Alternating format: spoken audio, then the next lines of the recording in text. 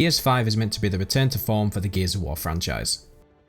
The first good thing I noticed was that they've actually done all the cutscenes in Ultrawide, so if you have an Ultrawide monitor and you're sick of black bars and when you're playing games and you get little cutscenes, this game's going to be good for you because you won't be able to tell the difference.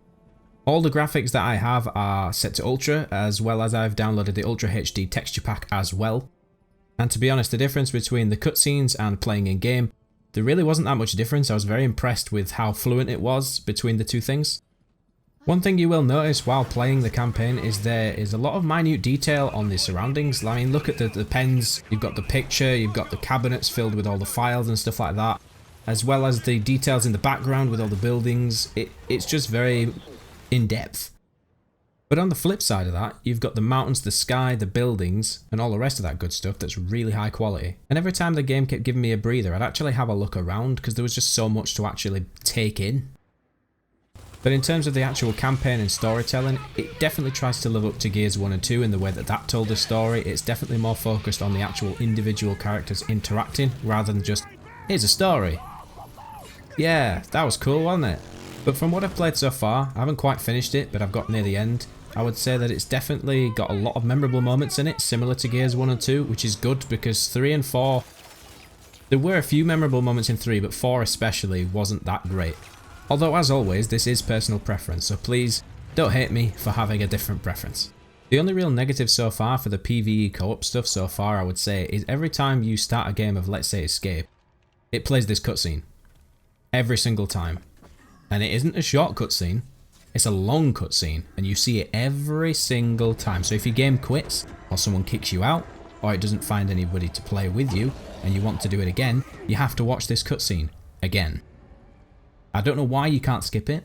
I don't know why it's not like press space and if all 3 people want to skip it you can. I really hope they change that in the future and I'm sure they will, but it is really annoying at the minute and really puts me off playing it. But before I go into the PvP multiplayer side of things, I just want to talk about something that really confuses me, and that is the fact that crossplay is forced unless you are an Xbox One player and then you can disable it.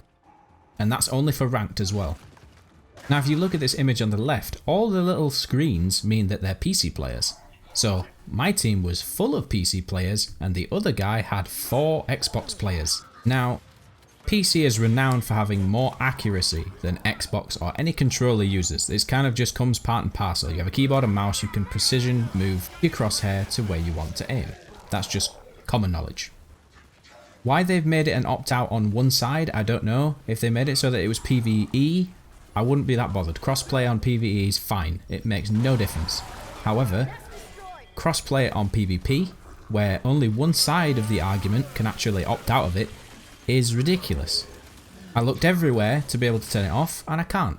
I really hope we get an opt-out at some point in the future as well, because I don't want it to be PC versus Xbox for me personally, because it feels a bit cheap, because I know that they're having to use sticks, whereas I can literally just aim at their head. Unfortunately, this isn't the only issue I've run into while playing online. The real issues start to occur when you try to play ranked, or at least they have done for me. I must have tried looking for a ranked game in one session about 10 times, and I only got one game out of all of those where it was actually playable and didn't get stuck on a loading screen where I had to quit the game and reload it. And in the games where it actually let me into ranked before either crashing out or, not loading, it would give me 120 ping, even though when I checked the servers I was connected to the right one and I actually had 18 ping. So I don't know whether it was something to do with the servers or where it was trying to connect me to. It was clearly doing something wrong. And trust me, playing Gears with 120 ping is not fun. I even checked the service status and checked the Gears of War / Coalition Twitter page, and the latest update they did was 2 hours before I started to try and play.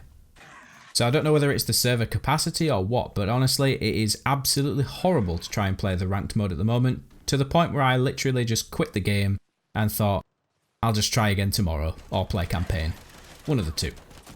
So in terms of the online, I found the public matches were fine. No ping issues, pretty good, responsive, fun, decent game modes. However, the ranked, as I've mentioned just now, it definitely needs work. The fact that it's Xbox versus PC as well is very odd.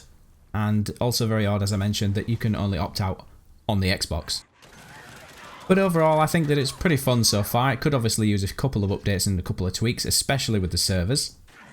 The graphics, however, are definitely its saving grace. They look really good, really crisp, really clean.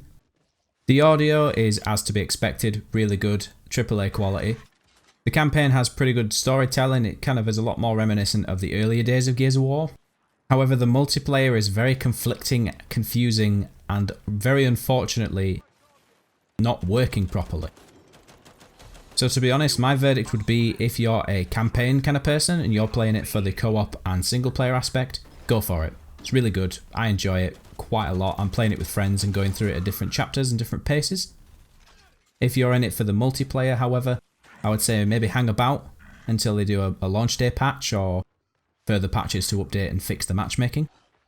And in terms of the escape thing that I mentioned earlier, I really do hope that they make it so that you can skip that cutscene, because I've barely even played it a few days and it's already made me not want to play it because I'm sick of seeing it. Currently, if I was going to rate it out of 10, I'd probably give it about a 6. But if they do fix and update the servers and multiplayer, I'd probably move that more up to an 8 or a 9. Obviously depends how they do it, but for now I would say a solid 6. However, that's pretty much it for this video, so I will see you for the next one.